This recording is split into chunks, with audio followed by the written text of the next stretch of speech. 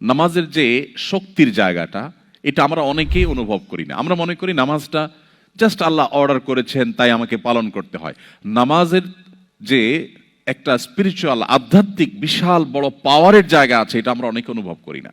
এই জন্য ঈমানের পর ইসলামের সবচেয়ে বড়, সবচেয়ে গুরুত্বপূর্ণ বিধানের নাম হলো 5 ওয়াক্ত নামাজ। ঈমানের পর 5 ওয়াক্ত নামাজের চাইতে গুরুত্বপূর্ণ বা ইম্পর্টেন্ট কোনো বিধান ইসলামে আর নেই। বিষয়টা এত গুরুত্বপূর্ণ যে কোরআনে কারিমে সলাতুল খৌফ সম্পর্কিত একটা ধারণা দেওয়া হয়েছে, বিধান দেওয়া হয়েছে। আপনারা অনেকেই তেলাওয়াত করেন, অনেকে জানেন। যদি কেউ সম্মুখ সমরে লিপ্ত থাকে, মুখোমুখি যুদ্ধ যেটাকে বলে, আগের যুগে যেটা হতো, সেই মুখোমুখি যুদ্ধে যদি কেউ রত থাকে, এমত অবস্থায় তার নামাজ পড়ার যখন সময় হবে তখন তিনি কিভাবে নামাজ পড়বেন? যোদ্ধাদের, সৈনিকদের একটা দল তারা শত্রুপক্ষের সঙ্গে লড়াই করবে, আত্মরক্ষা করবে। আরেকটা দল একজন ইমামের অধীনে 1 রাকাত নামাজ পড়বে। 1 রাকাত নামাজ পড়ে শেষ করার পর তারা চলে যাবে। অথচ 1 রাকাত নামাজ পড়ে তো নামাজ শেষ হয় না 2 রাকাতের নিচে। মুসাফির অবস্থায় 2 রাকাত, সলাতুল খৌফ 2 রাকাত। এই 2 রাকাত অবস্থার যে নামাজ, সেটা 2 রাকাত নয়, বরং 1 রাকাত পড়ে তারা চলে যাবে। কেন? কারণ এটা রণাঙ্গন, এটা সাধারণ জায়গা নয়, এতগুলো মানুষের জীবনের ব্যাপার। সো তারা যে আবার রণাঙ্গনে যুদ্ধে লিপ্ত হবে, এতক্ষণ যারা যুদ্ধে নিজেদের নিরাপত্তার চাদরে ঢাকার জন্য লড়ছিল, তারা আবার এসে ওই ইমাম যিনি আছেন তিনি ইমামতি করবেন, তার পেছনে ইমামের 2য় রাকাতে তারা এসে জয়েন করবেন। তার মানে তাদের 1ম রাকাত হবে। এরপর এরা আবার 1 রাকাত পড়ে আবার চলে যাবে। প্রথম যে গ্রুপটা 1 রাকাত পড়েছিল তারা আবার ব্যাক করে 2য় রাকাত পড়বে। এর মধ্যে ইমামের নামাজ শেষ হয়ে যাবে, তারা নিজেরা একা একা 2য় রাকাত শেষ করবে। এরপরে তারা আবার যাওয়ার পরে 2য় গ্রুপ এসে তাদের 2য় রাকাত আদায় করবে। আপনি একটিবার ভাবুন, আল্লাহ রাব্বুল আলামিন তো এই বিধানটা দিতে পারতেন যে যেহেতু জীবন রক্ষার প্রশ্ন, সো লড়াই করো, এখন নামাজ দরকার নাই, জীবন বাঁচলে তখন পড়িও। ইসলামের নামাজের ইম্পর্টেন্সি কোন লেভেলে হলে যে এইরকম পরিস্থিতিতে পর্যন্ত আপনাকে রাকাত ভাগ করে নামাজ পড়ার বিধানও দেয়া হয়েছে। এই বিধান ছিল। এটা নামাজের গুরুত্ব আমাদেরকে বুঝতে সাহায্য করে। আমরা অনেকেই হয়তো জেনে থাকব, আমাদের প্রিয় নবী সাল্লাল্লাহু আলাইহি ওয়াসাল্লাম তার জীবনের সবচাইতে গুরুত্বপূর্ণ কাজ ছিল নামাজ। কানা ইজা হাজাবাহু আমরুন ফাজা ইলা সালাহ। নবীজি যখনই কোনো কঠিন পরিস্থিতির মধ্যে পড়তেন, নামাজের দিকে ধাবিত হতেন। যখনই মনটা খারাপ থাকতো, পেরেশান হতেন, বেলাল রাদিয়াল্লাহু তাআলাকে বলতেন, আরিহনা বিহা ইয়া বেলাল, ও বেলাল একটু আজান হাঁকো, একটু আজান হাঁকো, আজান হেঁকে নামাজের আয়োজন করো, আমাকে শান্ত করো, আমাকে একটু প্রশান্তি দাও। নামাজে কি তৃপ্তি ছিল! মা আয়েশা রাদিয়াল্লাহু তাআলা বলছেন, নবীজি যখন রাতে নামাজে দাঁড়াতেন, তাহাজ্জুদে দাঁড়াতেন, লা তাসআল আন হুসনিহিন্না ওয়া তুলিহিন্না, নবীজির সে নামাজের সৌন্দর্য, তার সে নামাজের কোয়ালিটি আর বলো না। তিনি যখন দাঁড়িয়ে কেরাত পড়তেন, মনে হতো তিনি বোধহয় আর রুকুতে যাবেন না। কত দীর্ঘ কেরাত হলে 1 রাকাতে সূরা বাকারা, লম্বা লম্বা সূরা শেষ করা যায়, ঘন্টাকে ঘন্টা দাঁড়িয়ে থাকা যায়। নামাজে কতটা তৃপ্তি হলে এটা সম্ভব হয়! এরপর তিনি যখন রুকুতে যেতেন, এত দীর্ঘ সময় ধরে রুকু করতেন। মা আয়েশা রাদিয়াল্লাহু তাআলা আনহা তিনি বলেন যে তার রুকু দেখে, সে রাতের নামাজের রুকু দেখে আমার মায়া হতো। ইস, তিনি কি আর মাথা উঁচু করবেন না? আবার যখন সেজদায় যেতেন, মনে হয় সেজদায় এই বুঝি তার শেষ সেজদা, আর মনে হয় মাথা উঠাবেন না। এত দীর্ঘ সময় নিয়ে নামাজ পড়তেন, এত লম্বা সময় নিয়ে নামাজ পড়তেন, এবং নামাজে দাঁড়িয়ে এত লম্বা সময় রুকুতে সেজদাতে অতিবাহিত করতেন সময় যে তার পা মোবারক ফুলে যেত। ভাইরা আমার, পা ফুলে যাওয়া কিন্তু কোনো স্বাভাবিক বিষয় নয়। আপনি অনেক সময় দাঁড়িয়ে থাকলে, একটা পজিশনে থাকলে হয়তো পা ব্যথা হয়ে যাবে, পা ফুলে যায়। এই ফুলে যাওয়াটা সাধারণ বিষয় না। কি পরিমাণ প্রেশার নিলে পা ফুলে যেত! নবী করিম সাল্লাল্লাহু আলাইহি সাল্লাম নামাজে সে তৃপ্তি পেয়েছেন। আজ দুর্ভাগ্য আমাদের কাছে নামাজটা জাস্ট বোঝা। নামাজটা জাস্ট, আমরা নামাজের সময় আসলে আমরা মুক্ত হওয়ার চেষ্টা করি, মানে নামাজটা পড়লাম, ঝামেলা শেষ হয়ে গেল। অথচ এটা আল্লাহর সাথে কানেক্টেড হওয়ার সুযোগ আমার। আমার দিন রাত 24 ঘন্টার সবচেয়ে আবেগ ঘন সময়, আমার আল্লাহর সাথে কথোপকথনের সুযোগ। সহিহ মুসলিম বর্ণনা, নবী সাল্লাল্লাহু আলাইহি ওয়াসাল্লাম নামাজকে বলেছেন মুনাজাত মা আল্লাহ, আল্লাহর সাথে কথোপকথনের স্কোপ। অথচ এটা আজকে আমাদের কাছে বোঝা হয়ে গেছে। এই নামাজ, এটাকে যদি কোয়ালিটির সাথে আদায় করতে পারি, খুব ধীরস্থিরতার সাথে, লম্বা সময় নিয়ে, মনোযোগ সহকারে নামাজে কি বলছি সেগুলোর অর্থ বুঝে বুঝে আল্লাহর সাথে আমি যদি কনভারসেশনে, কথোপকথনে আমি রত হয়ে যাই, ডুবে যাই, তাহলে আমার মাল্টিকালচারাল সোসাইটিতে আমার ঈমান, আমার ইসলামের এই পরিচয়কে ধারণ করতে অনেক বেশি হেল্পফুল হবে। নামাজ অনেক বেশি হেল্প করবে। আপনারা আয়াত অনেকেই জানেন, আল্লাহ তাআলা বলেছেন ইন্নাস সালাতা তানহা আনিল ফাহশাই ওয়াল মুনকার। নামাজ মানুষকে অশ্লীল মন্দ কাজ থেকে বাঁচিয়ে রাখে। আমাদের অনেক ভাইরা আছে যারা ঠুনকো অজুহাতে নামাজ তরক করেন, বিশেষ করে এই ধরনের পরিবেশে আপনারা যেখানে আছেন, যে অফিসে আমার কলিগদের মধ্যে কেউ মুসলমান না, আমি একা মুসলিম, আমি একা নামাজ পড়লে কেমন দেখা যায়, সবাই তাকিয়ে থাকবে।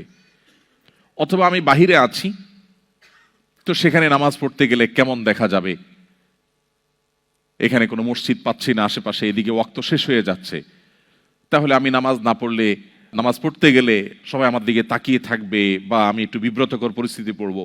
এরকম ঠুনকো অজুহাতে আমরা অনেকে নামাজ ছেড়ে দেই।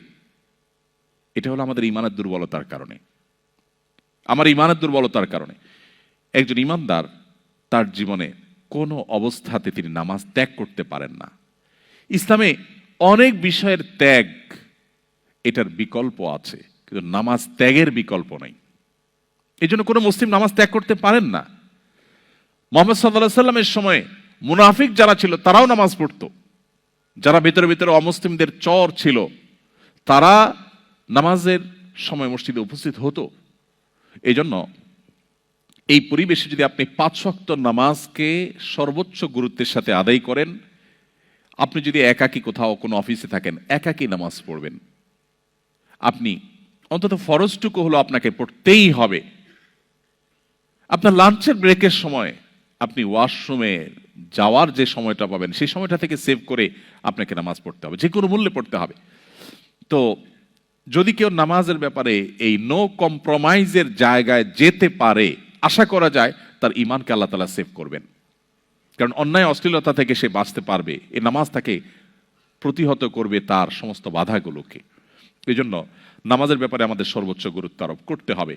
আমাদের বোনরা অনেক সময় দেখা যায় এমন কোনো পরিবেশে যান যে পুরুষরা যেখানে সেখানে ঘাসের উপর দাঁড়িয়ে গেল, বোনরা দাঁড়াতে পারেন না, কিন্তু তাদেরকেও দাঁড়াতে হবে।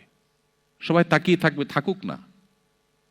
হ্যাঁ, আমি বলছি না আপনাকে মানুষের চলাচলের রাস্তায় আপনাকে দাঁড়িয়ে যেতে, আমি বলছি না আপনাকে এমন কোনো জায়গায় দাঁড়িয়ে যেতে মুসলমানদের সম্পর্কে এখানকার অন্য ধর্মাবলম্বীরা বাজে ভুল ধারণা নেয়, আমি সেটা বলছি না। নিশ্চয়ই আপনি 2 রাকাত নামাজ পড়ার মতো জায়গা আপনি বের করে নিতে পারবেন, সেটা আপনাকে করতেই হবে। অতএব এই জায়গাটাতে আমাদের কোনো কম্প্রোমাইজ করা চলবে না। আমাদের সাবকন্টিনেন্টে যারা আমরা মুসলমান, আমাদের মধ্যে একটা ধারণা জন্মেছে যে নামাজ না পড়লে কি হয়েছে, ঈমান আছে। অনেক বেনামাজিকে নামাজের কথা বললে বলে, ভাই নামাজ না পড়লে কি হয়েছে, আমার ঈমান আছে। নাম আতর আলী, গায়ের থেকে দুর্গন্ধ আসে। নাম কি? আতর আলী, গায়ের থেকে আসে কি? দুর্গন্ধ। ব্যাপারটা ওই রকম। আপনি বলতেছেন নামাজ না পড়লে কি হয়েছে, আমার ঈমান আছে, মানে আপনার ঈমান এত মজবুত? আপনার ঈমান তো আমার দরকার, যে না পড়লেও থাকে। অথচ নবী করিম সাল্লাল্লাহু আলাইহি সাল্লাম কঠোরভাবে বলেছেন, শক্তভাবে তিনি বলেছেন, আল ফারকু বাইনানা ওয়া বাইনাহুম তারকুস সালাহ।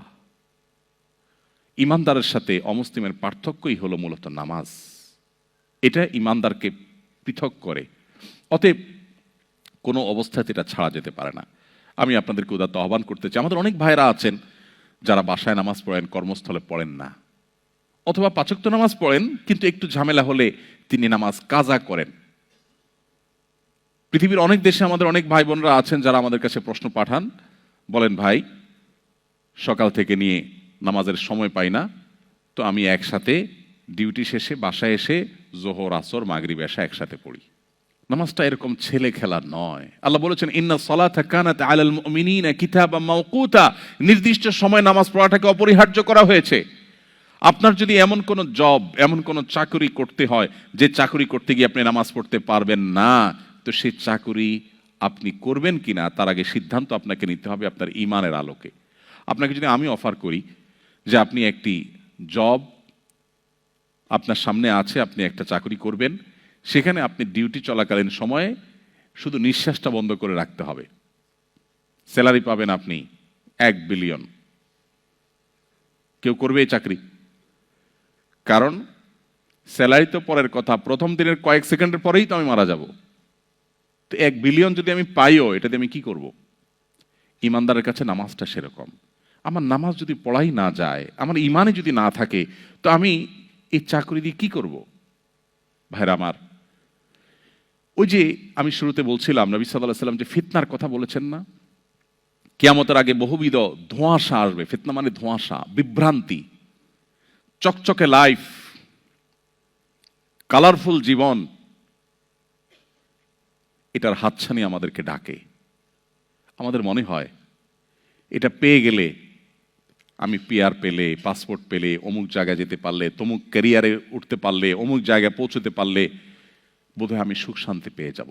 সেটা পাওয়ার পরে আমাদের মনে হয় না, তেমন কোনো পরিবর্তন হয়নি। এগুলা নিছকই মরিচিকার মতো, মানুষকে পাগলের মতো, পঙ্গপালের মতো ডাকতে থাকে, টানতে থাকে। ছাত্র জীবনে মনে হয় ভালো রেজাল্ট করলে বোধহয় আমি সাকসেস হয়ে যাব। অনেক কষ্ট করে রেজাল্ট করার পর দেখা যায় অনেকে সাকসেস হতে পারেন নাই। এরপর মনে হয় ঘুষ দিয়ে হোক, চুরি করে হোক, দুর্নীতি করে হোক, 2 নম্বরই করে হোক, একটা চাকরি পেলে বোধহয় আমি সোনার হরিণ পেয়ে যাব। হয়তো চাকরি পেয়েও যায়, কিন্তু সুখ হয়তো তার আর ধরা দেয় না। এভাবে বিভিন্ন পার্থিব লোভ লালসার মোহনীয় হাতছানি আমাদেরকে ডাকে।